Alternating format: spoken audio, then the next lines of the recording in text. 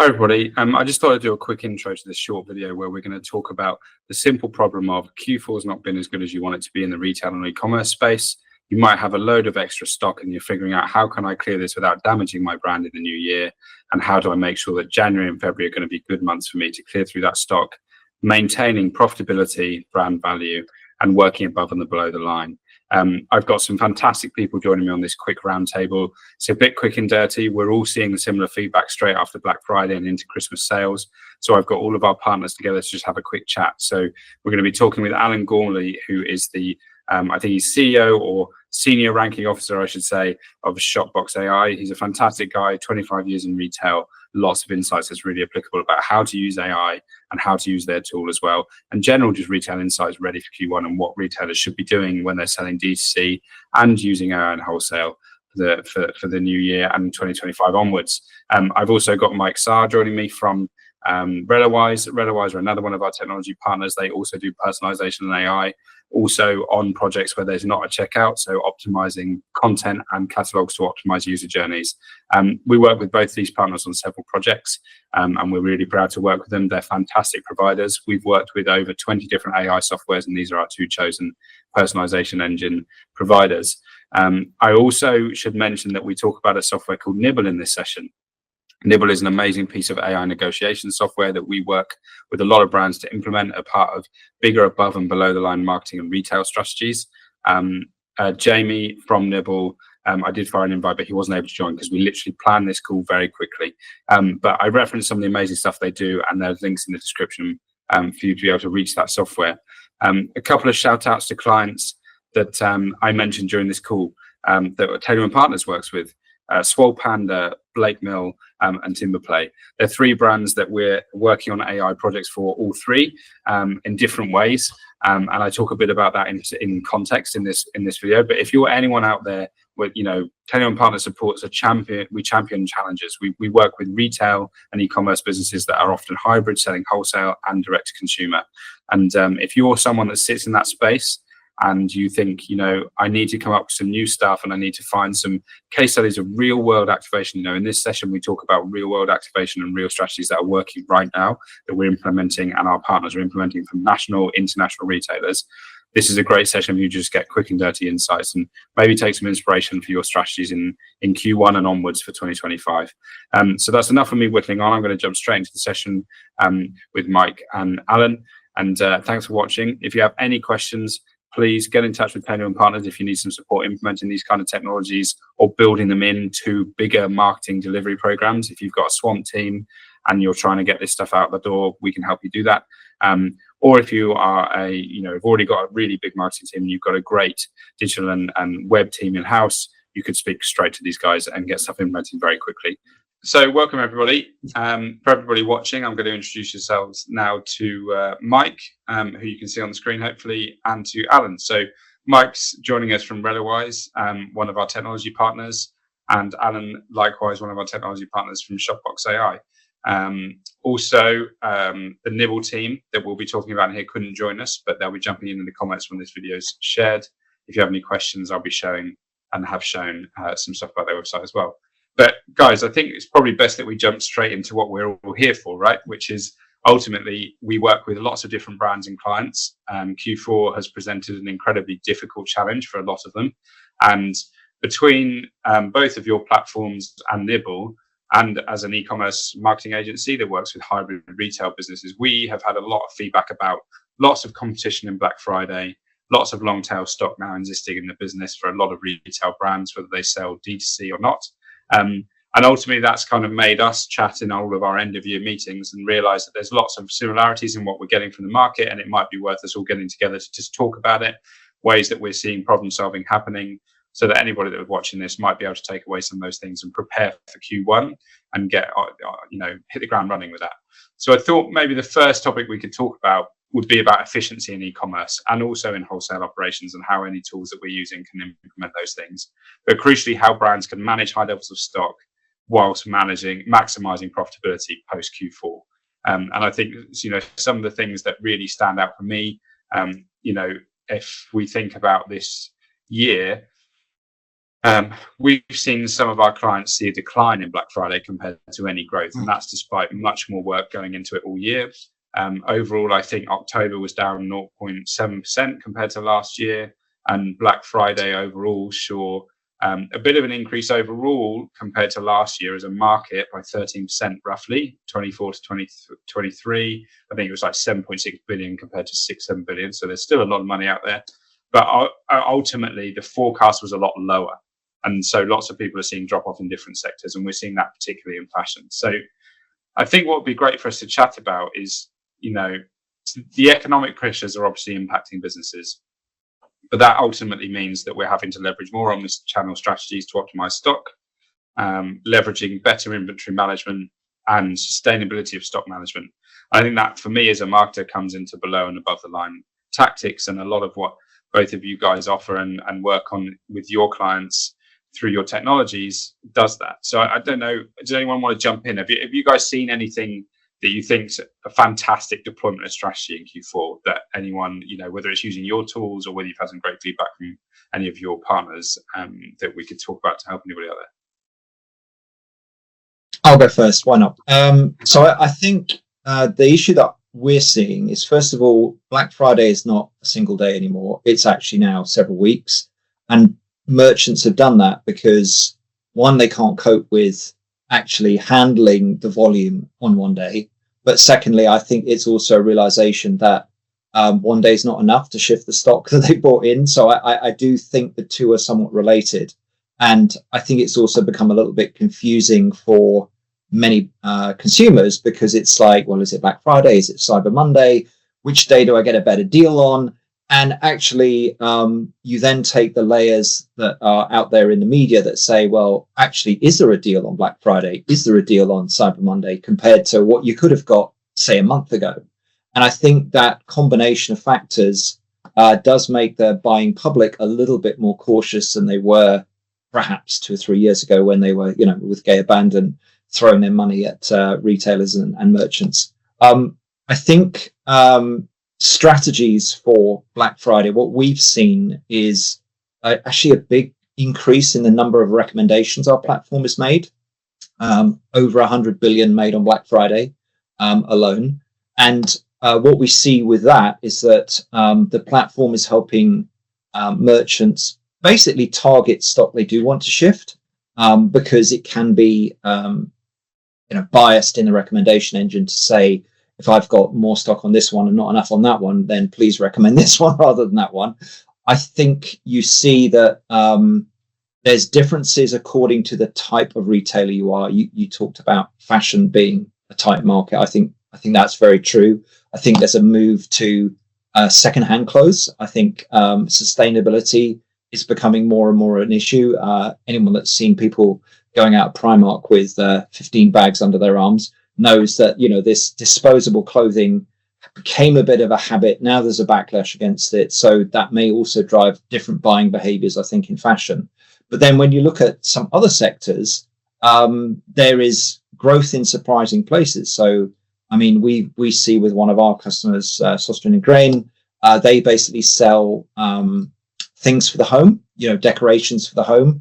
They are literally changing 70% of their stock every week that they're offering, but they're driving massive demand through typically email campaigns that are very, very dynamic and personalized, and also by individualizing the landing page. So if they know the customer, if they know the customer segment, they can present a relatively unique landing page and ultimately get down to the sort of individual marketing, if you like, which is their goal.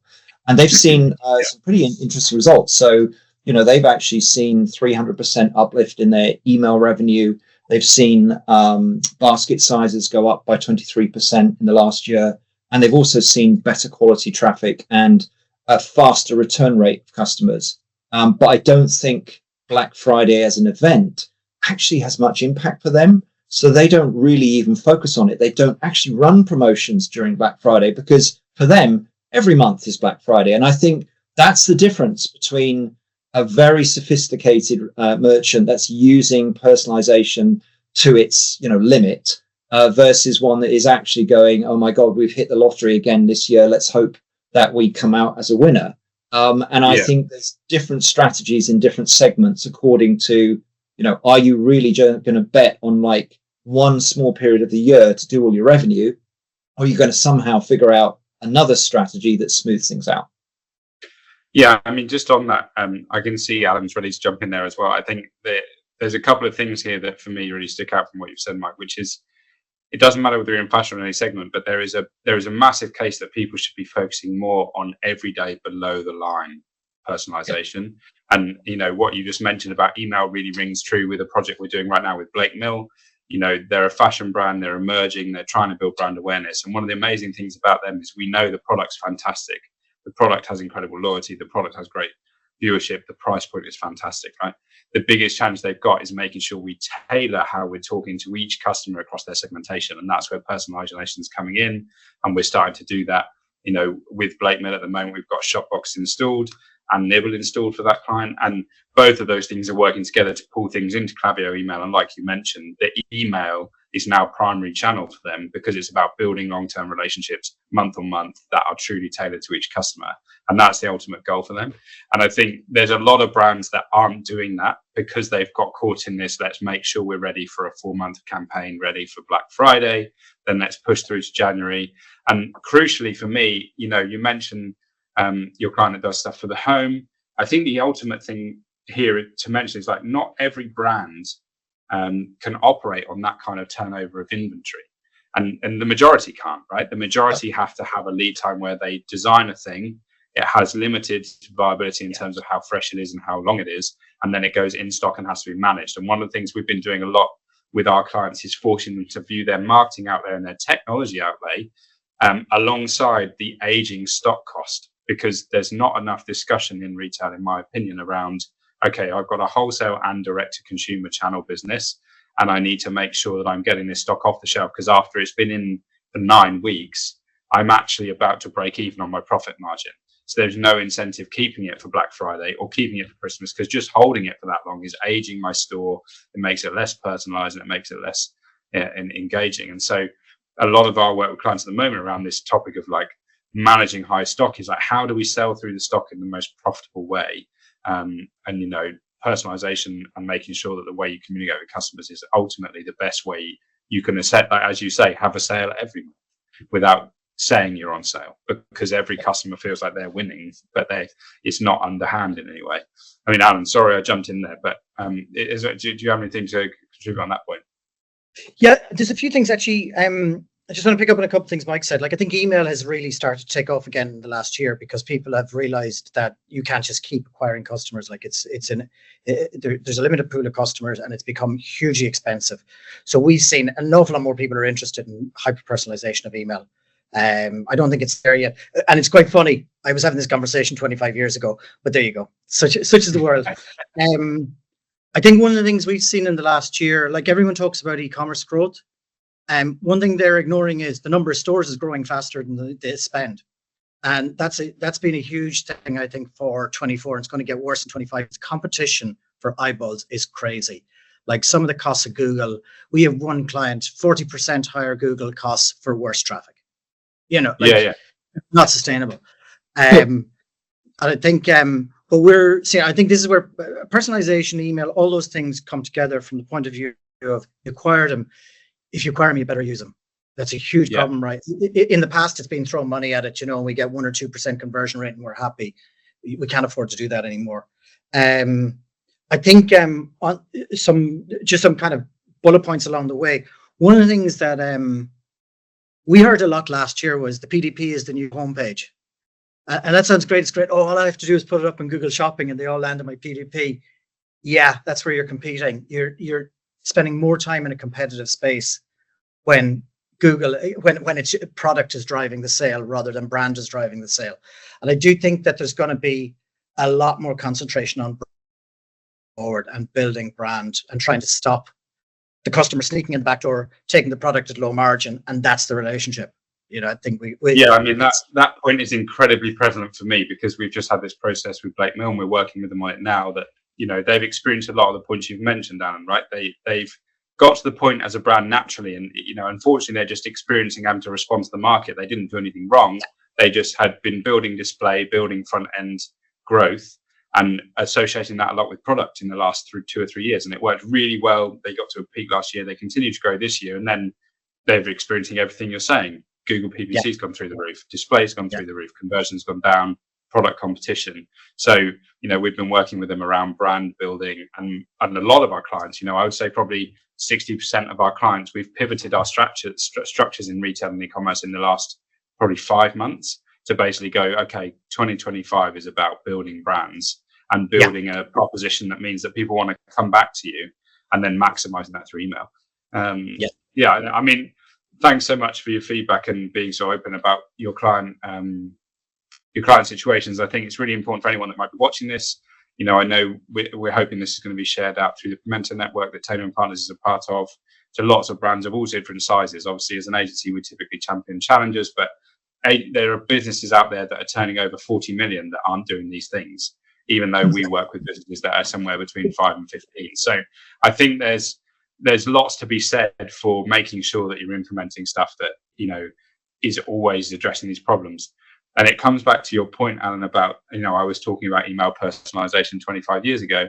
I think there's lots of topics right now that it's almost, there's been negligence in the entire space around like continuing to focus on all of the areas that make, all your channels.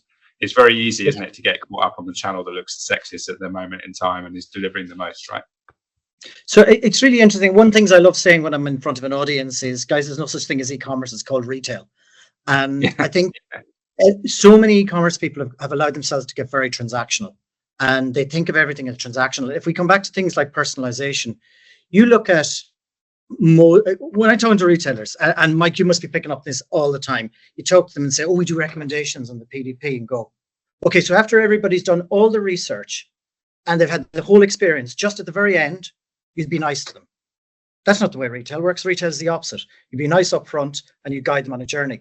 And I think there's a lot of education needed in the next year around how do you up the game? We got to look at the best of the best. And let's face facts, the best in our industry is Amazon and very few others. And they focus not on the transaction, but on the person every time. And everything is about the person. So I think there's a real opportunity. There's so many people doing it badly. There's a really good opportunity for people to do it well. And the other thing I think we got to be really aware of going into next year is the D2C thing is not stopping. And like, we're in a situation where retailers are competing against their own suppliers who have 4 times the margin to play around with for discounts. And, retailers as multi-brand retailers, there's one thing which we don't talk an awful lot about, but one of the big USPs of most of our retailers is they have stores, and it's the combining the store experience with the e-commerce. They can actually take advantage, whereas the D2Cs can't do that as efficiently. So it's it's not pretty out there from a competitive perspective. No, it's not. I mean, if you guys are happy, I think it's important here to mention what you've taken your point, Alan, about bringing the focus back to the front end and guiding customers on a journey. I often will say to our clients, your digital storefront or your digital channel should always be trying to be like Harrods or like the best tailor shop that you've ever been into. It should have someone that greets them at the door and explains what they do and asks you what you're looking for and gets you to that product, then helps you try it on, and then says, don't worry, come back and bring it back, no worries. All the stuff that we just take for granted. I often mention this place in Truro, near where I live, because I'm based down in Cornwall. And in Truro, it's not a big town, right? They call it the city down here, but it's definitely not a city, right? But there's a shop called Travails. It's a local business, family run, and it's what people expect a retail experience to be. You walk in, they're friendly, they have loads of retail brands. They are essentially a marketplace. None of the products are their own. So there's Barber, there's Tommy Hilfiger, there's Dickies, there's all of the brands that kind of fit in these segments. And you walk through the store, you can go in there, and as a man, you can buy the suit for your wedding, the suit for the funeral, and you can also buy everything in between for every holiday, right? And I think the thing that they do very well, which I often use as an example, is that I once went in and I just sat, and they've got a lovely sofa in there, and I sat and I wrote down, I was like, I know the customer experience is great as a customer, so I wrote down everything they did. And then I sent that to all my clients and I was like, how many of these things do you do for your customers in a digital space? Because if you don't, that's like the gold standard that we need to reach with our digital storefronts, welcoming the customer, guiding them to the product they actually want, making sure that your navigation is fantastic, personalizing the experience so that if they pick up these 2 items, you make sure you guide them to something that goes with that personal shopping thing. I think, you guys in particular do that, but also Nibble, talking about them and their software, for me, they do that very well, and they add to what you guys do with personalization in the sense that it connects that with brand value. So someone, as soon as they show exit intent or is starting to show that they're building up a different set of products to build out an outfit in the, going in the fashion space, Nibble helps them get together those items. We can do really interesting offers where it responds to what people are putting in their basket and offers them a discount to help them get in the outfit they want. And it's that. And at the same time, it's talking about the brand and why you should go with the brand. Blake Mill, going back to them as an example, it's helped us talk about things like their amazing customer service. They're one of the only brands I know that's purely D2C that has a team of people that you can call to ask about size, fit, quality, how will it look on my body shape, all of that stuff. They have free shipping and free returns. They have great quality, and I'm pretty sure it's something like 200 iterations of their collar they went through. But you can't get that across on a PDP, but you can if you're having a conversation with a great language AI. And so I think this is a really good springboard where we're talking right now to kind of talk about easily implementing these kind of tools, right? And for me, I've said to both of you as we've worked on our other relationships, not on this call, how frustrated I personally get when I speak to a client or a new person that comes into the business and they go, yeah, if you want to implement AI, it's going to be a 12-month lead time. We'll figure out some really exhaustive deal that locks us in, and then it's going to take hundreds and hundreds of hours to implement.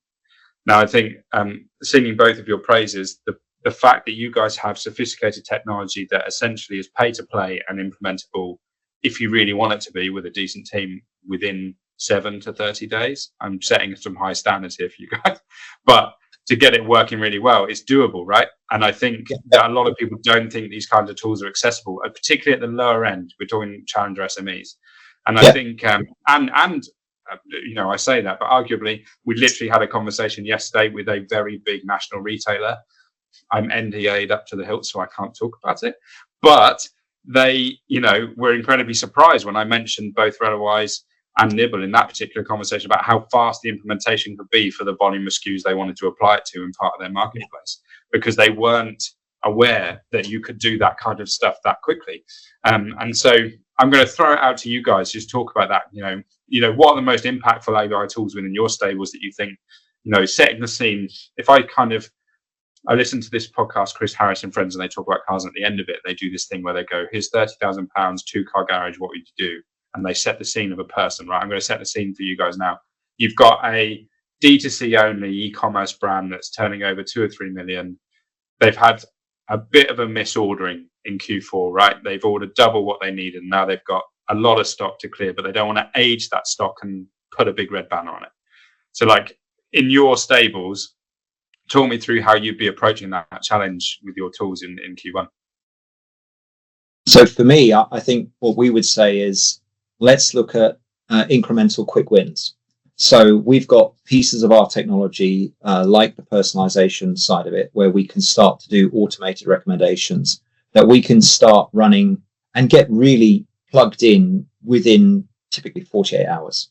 So I'm talking implementation time. So that is something you can turn on very quickly, and we know it gives a conversion uplift. And one of the advantages of it is that you can then start to add merchandising rules that allow you to say, well, if I've got a certain type of stock I want to push, then I'm going to boost that in the recommendations. And if I've got stock which I'm running short of, I'm going to reduce that. And one of the things that we've worked on with our technology is what I call set and forget. I think when you look at a lot of retail organizations today, they're really limited in manpower. And that's going to get worse as everybody tightens their cost structure next year. So I think what we want to do and what we've built with our product is true automation. So we've got 25 algorithms. We've got a whole bunch of additional filters and facets and categories and all that sort of stuff that goes on top of that. But in very, very simple terms, you can power it up. It starts to figure out how to promote things automatically. And you don't have to be some sort of genius of merchandising to do it. So some of our biggest clients who are, bigger than Levi Strauss, actually use 4 merchandising rules. And it's incredible when you see that. You think, wow, how can they do this? And then what you understand is, well, they just let the automation do the heavy lifting. I think then you can take another couple of paths, really. So it's if you already have a reasonable CRM database, some outbound capability for email, it's actually very easy to spin that as a parallel project. And I think we're seeing very high returns on those projects. They're very effective ways of helping people who get stuck in their basket, helping people understand there's a special offer on, a coupon, whatever you want to do to try and drag people back or get them to come to your site. Our content is dynamic, so if they buy something in their journey and they go back to an email, it's removed and something new is put in place. If the stock level changes, your recommendation in that email, even though it's historic, will change. So when they open it again, it'll have a different content. And I think that's, again, just a smart way of pushing the stock that you want to push, and at the same time making your client feel like it's personalized. And then I think for us, we also have obviously search as well. And I like to call it personalized discovery. There's search has got all sorts of historic baggage with it. And I think if it's implemented correctly and you actually look at the way people want to use it, you find sometimes that people don't actually want to go down a great big product list. They just want to say, oh, actually, I'm going to type this in and it's going to tell me as I type, oh, do you mean this? And therefore, it's really, really important that you get those search recommendations bang on first time. And the more you know about your client, i.e. if they log in, if they're a regular shopper, the more tailored you can make that, so that actually just the search bar itself is providing that much better, where do you want to go in the store, Mr. XYZ lady? It'll take you there. And then I think finally, a twist that we're bringing to the market that is normally really regarded for the high end is if you are a merchant and you want to be able to promote multiple brands because you are wholesaling or whatever, then we actually give you an option where you could actually have some of those brands pay for sponsored promotion. It's in context, it's only relevant to the shopper's journey, but it's another money stream. And I think if you look at the big players like Amazon, you look at eBay, you look at those folks, they heavily use this to drive promotion to shoppers. And it was always priced out of the market. So we're trying to democratize that and enable companies to bring that in as an extension to their business strategy. Because at the end of the day, I think you're right, Sam, merchants need to look at their e-commerce store in the same way they would look at a physical store. Obviously, if they're going direct to market, it is their primary channel. They've got to make it as approachable as possible, but they've also got to think about every single way they can monetize it.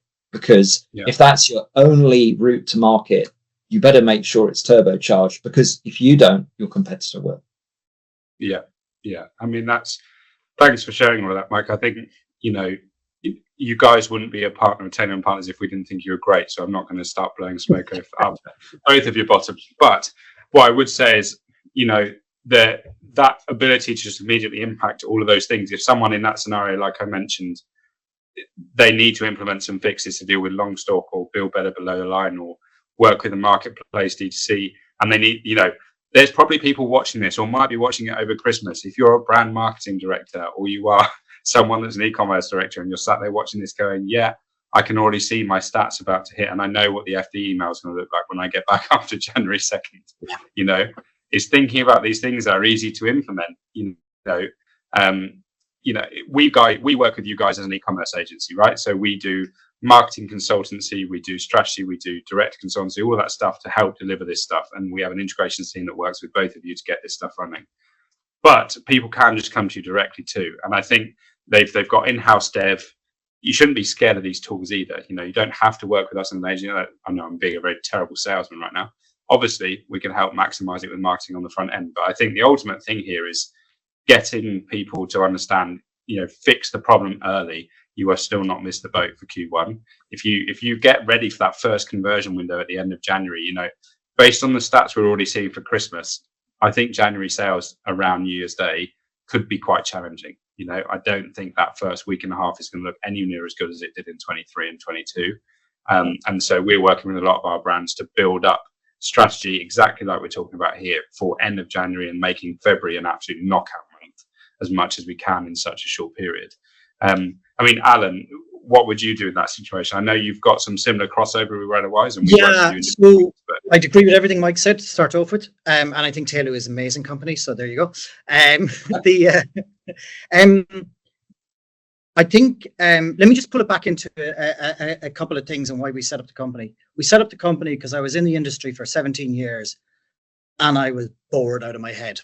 Because all we did was the same project over and over again. It took 6 months, delivered mediocrity, and everybody went out and celebrated. And at some point I went, really, is this the best we're going to do? We have Amazon and Netflix running away in one direction and we're back here. So we looked at this from the whole problem of this has got to be cold start. It just works. You don't touch it. And the reason you don't touch it is because retailers don't have the time, the skills, even if they had data scientists in-house. Have you ever managed a data scientist?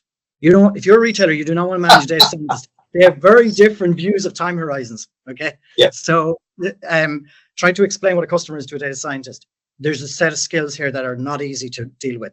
So we look at it from the point of view of, here's one of the issues. Merchandisers have been trained over the years to set rules on how products should be developed, on how products should be delivered to customer. On the other side, you've got Amazon that do nothing but listen. They couldn't care less about the merchandiser.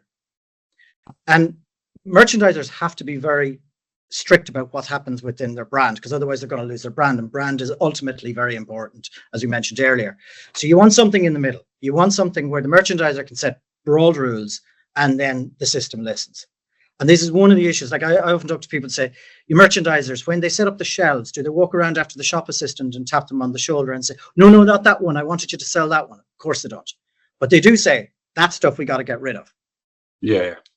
So let's make sure that you're getting rid of that stuff and try and hold back on this stuff. Okay. So I think one thing for retailers, I would say most AI systems are doing completely the wrong things. All present company completely excluded from that statement. But most of them are doing what we call bestseller bias. They will sell more of your bestsellers at a lower margin in a more competitive space with zero brand affinity from that customer. Yeah. By the way, all those things are negative. None of those are positive. Just to be very clear, in case there's somebody out there who think that's a good idea.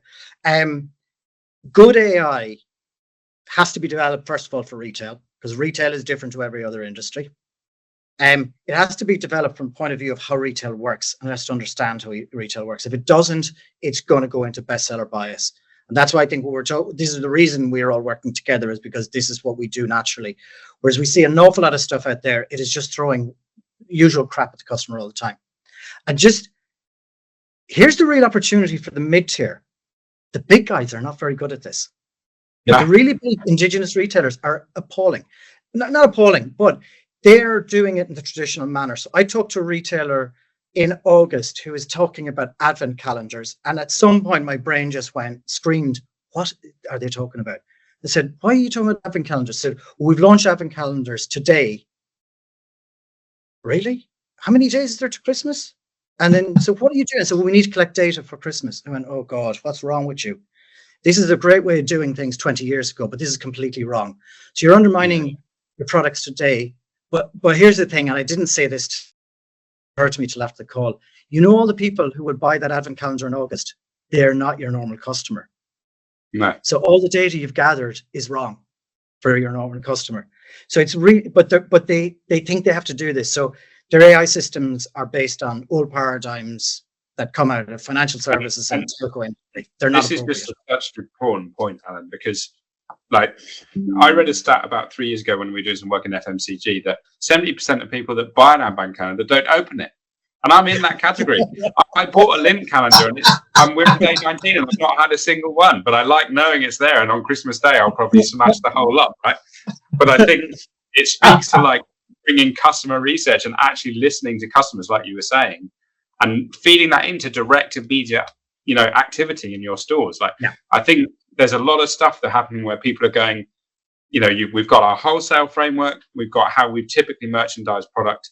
And exactly as you say, that race to the bottom in terms of bestseller buyers. So I mentioned in my intro to this, and one of the clients we're working with, Swole Panda, we're looking at implementing and getting the process of RedaWise live from that client right now, aren't we, Mike? And we're basically looking at a very cool challenge from a CR audit with those guys, that they've got an amazing product portfolio, genuinely amazing. Yeah.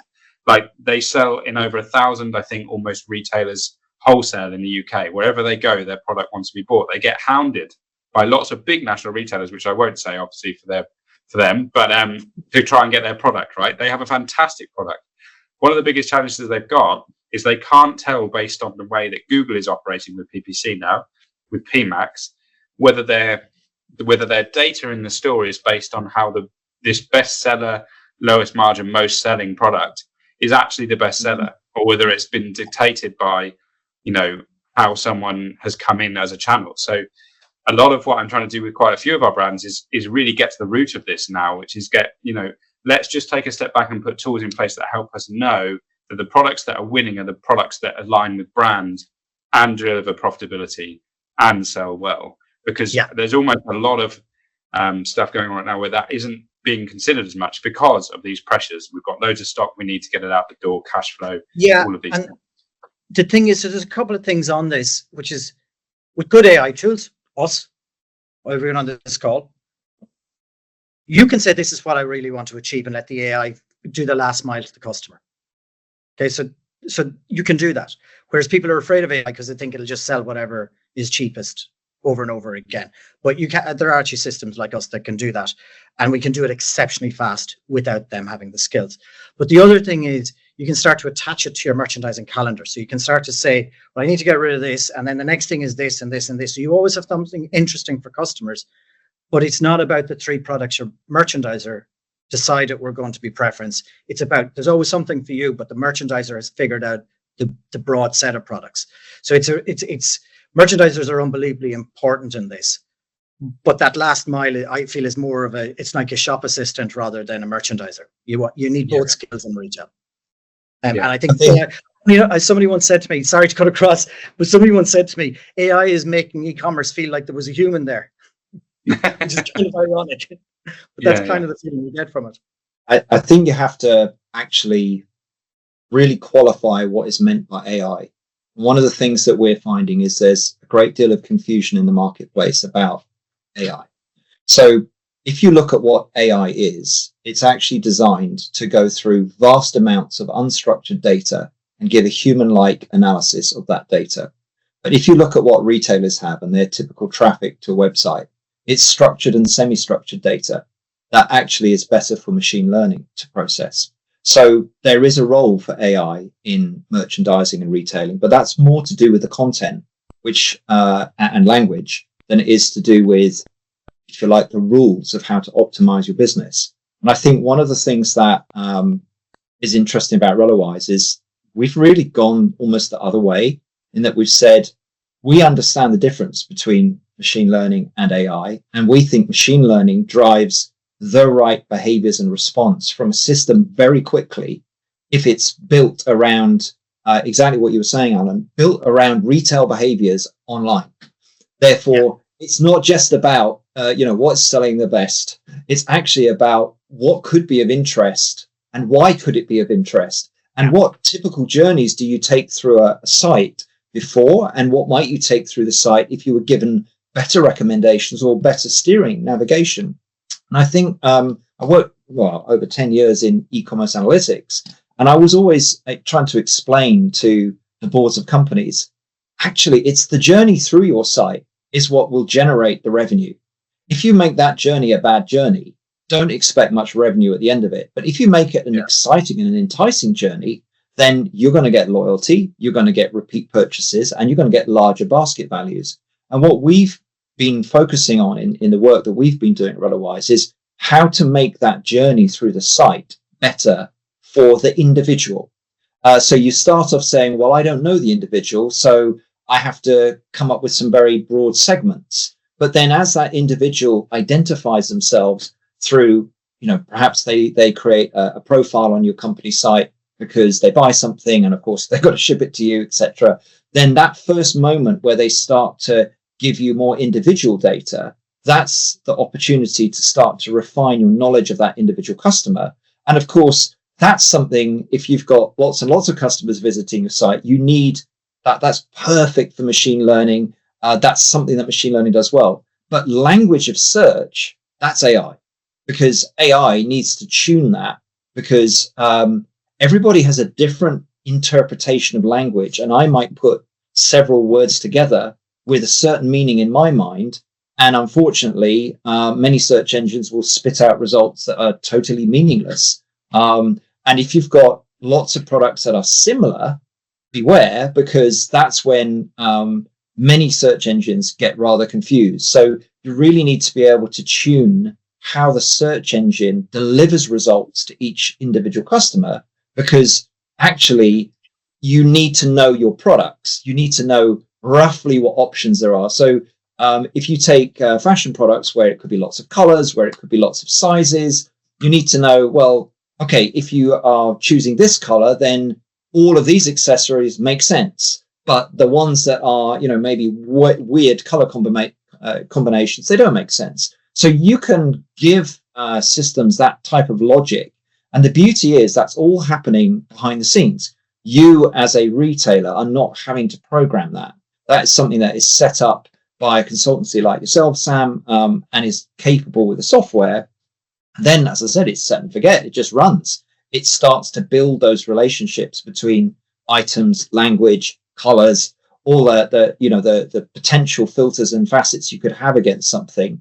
And then it starts to deliver that. And I think another area where we've seen fantastic results is we can take data offline. So if you already have a bunch of data in your business, then we can actually start day one by processing that for you and actually saying, well, you already have these relationships. You might not even know they're there, but we'll figure them out for you. So that means the day you turn the thing on, it already knows some of the history that your previous purchases or customer journeys had. Whatever data you have, we can ingest. And I think that's very powerful in getting you a quick result. So AI is more complex than people understand, and understanding which capability you should use for which behavior you're trying to push is very important. So I think it's great to have that idea of AI as a general concept, but the reality when you get down to code level is it's a little bit more complex. And I think organizations that offer the balance of where to use the right approach in the right segment of your e-commerce store will drive the best results. Yeah, 100%. And just on that, I think there's three things that came to mind while you were saying all that, Mike. The first for me is a lot of people, well, you guys know from our conversations previously, I get very frustrated with people that call stuff AI when it's not AI and it's just automation. And I think it's really important to recognize, everything you guys have talked about and we've talked about in general for this market. We talked a lot about retail today, but, we're leveraging a project that we're trying to scope out at the moment that's using AI basically for a B2B business that has a catalog that's on spec that someone can access without transacting or even giving an email address, where they access almost 4,000 catalog items to help on spec architects build with designs, right, for commercial installations. And at the moment, that is a purely manual search process. Someone needs to know what they want to put where. But ultimately, the next level of that for that client is if someone logs in and once they start to add, in this particular case, it's playground business, like they have like a slide and then they might have a swing unit and then they might have something else. But once people start to build stuff together, you can teach an AI to understand play value and play routes and start to suggest things together based on commercial rules, as well as making optimum profitability and installation costs for that person doing architecture. And I think this is where, I can bring Nibble back into the conversation. Obviously, Jamie and the team at Nibble aren't here for this, but it's again trying to pull together ultimately all of the stuff that we do as a business at Tailu and working with you guys is about making it about the customer be the hero, not the brand be the hero. And I think that doesn't get said enough from like a story and brand perspective. We're using AI. Ultimately, there's a whole sector of the community that thinks that the word AI is Elon Musk taking everything and stealing babies and, taking over the world, right? But actually, there's a sinister part about AI with certain things, right? There's no denying that. But when in most cases, particularly in our sector, AI is used to make your experience less spammy, less frustrating, and more tailored to you, and try and reflect the experiences we all want, like you mentioned earlier, Alan, like make things more human and make things more realistic for you. I mean, we've all been through the .com boom of like being on really crappy websites where stuff's being put in front of you all the time that you don't want to see. And I think this is a great opportunity. It is a fantastic time because a brand that has, pure play brands, all marketplaces, anybody that has a broad portfolio, coming back to Swole Panda, you mentioned, Mike, just then when you were talking through stuff about how, if you've got similar products in one broad category, how does a customer go through that? So Swole Panda, for example, they have socks, but at the moment they're doing socks based on gender. And when we were talking to them, I kind of posed the question as like a user journey in person customer. I was like, typically if someone was walking down the high street, they would just go, I need socks. They know what size they want and they know what gender they are, but they're likely going to buy based on the activity they do or the color they want, not based on whether they're a man or a woman. So a lot of segmenting in retail often goes with male or female, but actually now we're moving more into unisex retailing and things like that. There's an argument to say, using personalization, someone can come in, it can go, what are you using the socks for? And be so much more tailored. So it can be like, I need a suit sock, I need a sports sock, I need, a colorful sock, all these things. And then suddenly you've got these personalized shopping experiences that are actually relative to what someone's actually in the store for. And I think that's the really exciting thing for me, is we get to start to tailor things to how people are trying to find the product. And, I'd like to give you an example of that, actually, Sam, and I'm going to choose this one carefully because it's not got a checkout. They're not selling anything. They're a charity, but they've implemented our technology because guess what? They actually are selling or promoting or providing access to historical exam papers. Right? Nothing particularly interesting. But if you think about it from a teacher's perspective, if you're a teacher in geography, you don't really want math stuff. If you are somebody that is actually perhaps multidisciplinary, or you're focused on a wider age range, there may be many, many more years of papers that you need access to than someone that is just dealing with 1 year. So they had a situation where they had loads of content, nobody can find it. And they had no way of personalizing the content. So remember, no checkout here. But what is important to them is actually loyalty and returning clients, because that actually drives the way they get funding. So their traffic has gone through the roof since they implemented us, because what they've got now is a way to find meaningful content really fast. So what they've seen is that their actual traffic to the site has more than doubled in just a few months, to the point where they're going like every month is now breaking records. And when they turned our software on, the first thing they said was, well, it doesn't seem to be working.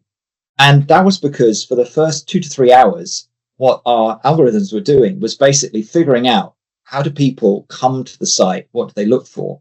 And then after 3 hours, they said it was like somebody flicked a switch and Superman arrived. Because what then happened was we'd built the pattern. We'd built segmented patterns for, high level categories of visitor.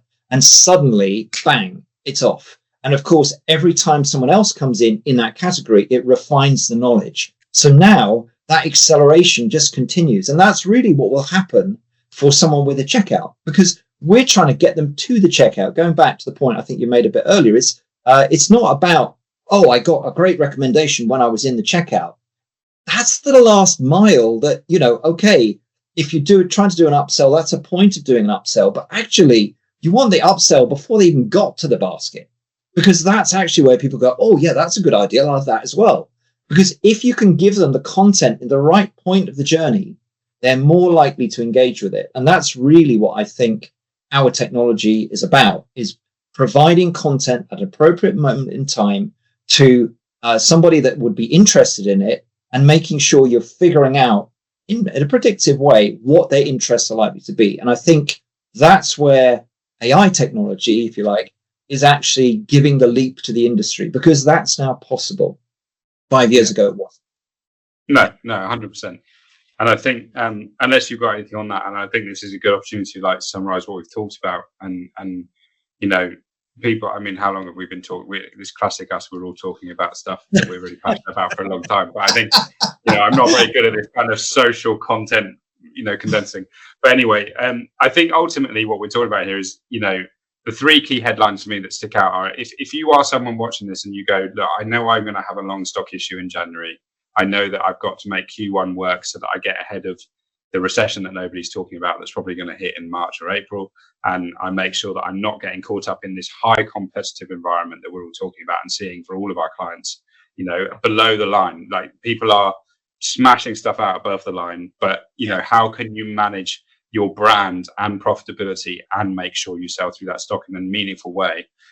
Because ultimately all that stock that people might have right now is fresh stock. It might have just come out in an autumn winter collection. It might have just come out for Christmas, and you can't suddenly age it and devalue it immediately, but we need to make sure there's a position of value. So for me, I think the core things we've talked about are, making search. So, Mike, you've talked a lot about search, making sure that your search function isn't just a really crap search for generalized products. Tailor that search, use AI tools, whether it's from Shopbox, whether it's from Relawise, to make sure, or, other providers are available, BBC style, but make sure that you're making that search powerful to what the customer needs.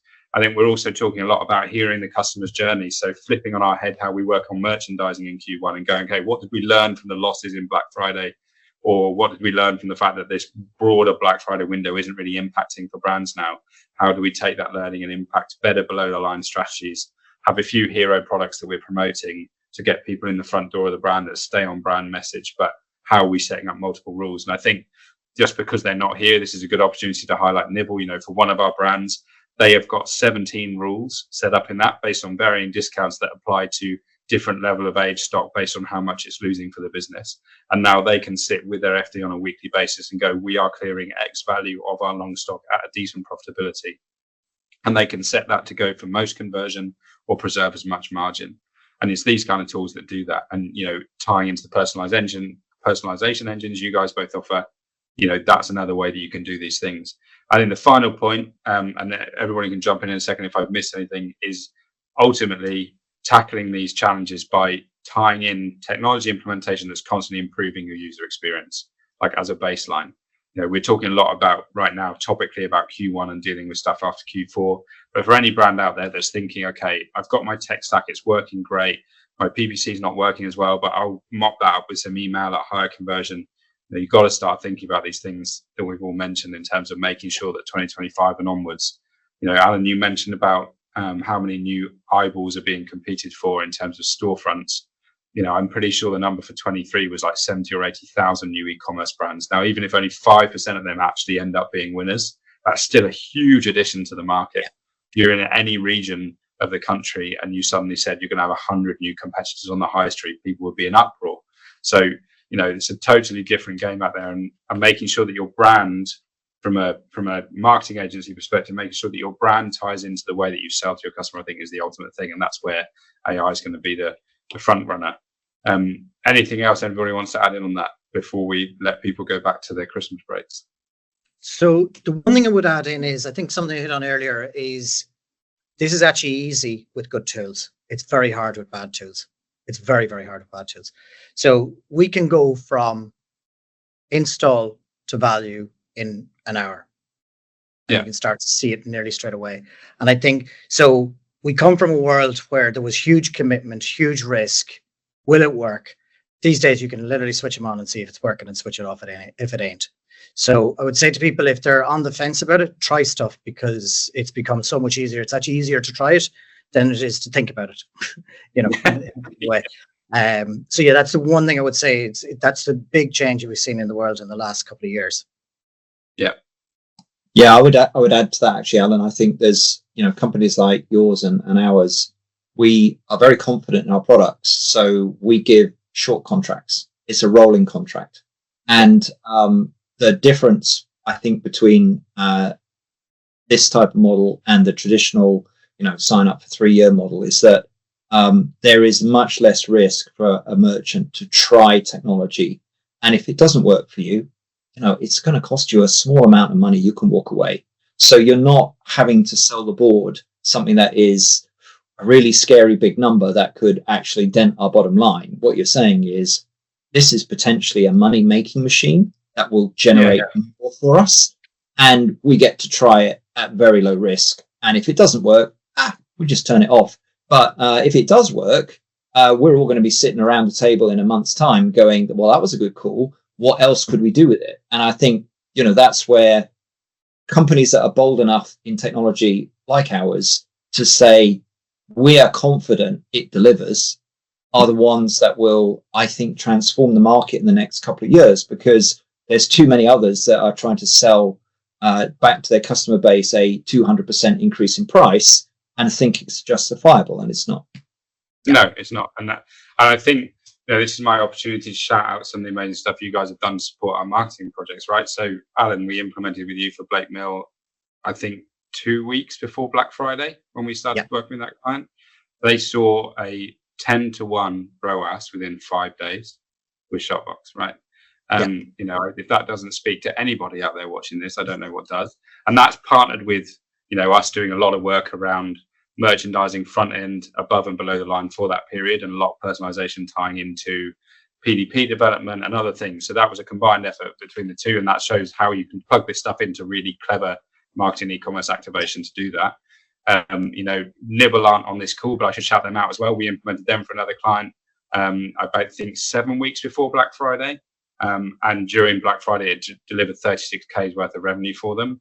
But that perspective, I think that's about an 8-to-1 ROAS. If there's anybody out there that's getting that from PPC right now, come and talk to me. And I think, Mike, the one thing I'd shout out for you guys at Relawise is that Soaring, is it Soaring Green, the brand that we've talked about quite a lot? Green, yeah, like the stats on that, anyone can see it on your website as well, but like the stats on that are insane in terms of percentage. But crucially, the one for me is about increasing average order value and frequency, because a lot of people don't talk about that in terms of e-commerce marketing as much as they should. But like, if you can increase, I'll often say to our clients, if you can leverage any of these tools to increase AOV, order frequency, and lifetime value by 10%, your business doubles in a year. But the reason I joined Relawise was that I got that case study data in the interview process, and I went to their company report, and the company report showed revenue growth, dramatic revenue growth, and it attributed it to the deployment of new technology. And that was Relawise. And when you see it in a P&L statement of a company, and you can say that revenue came from this technology enabling us to do X, Y, Z, you begin to realize there's real money to be had there. So, I would say to any merchant that we're not kidding here. These are machines to make money, and this is what we're good at. And I think this is a different play to the old-fashioned add an e-commerce store and you'll get some more customers. There's 580,000 stores now online in the UK. That's a lot of competition, exactly as you said. So now you want to be the better store, the best store in your category, and that's what we enable. Yeah, 100%. So as a closing point, I'm going to say, if you are a small team watching this and you need marketing and strategic e-commerce support and technology implementation, hit me up. I'll connect you with Mike and Alan. If you're bigger and you've got your own digital team and you've got a marketing team in place and you've got in-house dev, give these guys a call. They can be live with you in a week. I think there's a huge opportunity for a lot of brands to start leveraging tools that potentially might have seemed too risky, and as we've all talked about, can make big differences for brands. And crucially, coming back to the main reason we're talking today, all of the people that we're talking to in our networks with a huge load of stock that we're now helping, we're already doing that for Q1, and we're already helping brands clear that stock in a way that's profitable and doesn't hamper their brand position. And I think if anybody else out there feels like this resonates, there's an opportunity here, and make sure you're seizing it. So thank you to everyone that's listened. I'll put everyone's details in the description below this, and if it's going out on the Pimento network as well, I'll share all of that with those guys. But Relawise, Shopbox, and Nibble all have amazing websites, so you can get in touch with everybody. And Taylor and Partners will be posting it and I'll put our details at the end of the call. So thank you, Alan. Thank you, Mike. I really appreciate this quick powwow. Everyone can now go off and enjoy the festive season, and hopefully we've helped a few people get some stuff in place in the last few days before they go away. So yeah, thanks very much, guys. That's great. Thank you. Thanks, Sam. Happy Thanks, Christmas Sam. to everyone. Take care.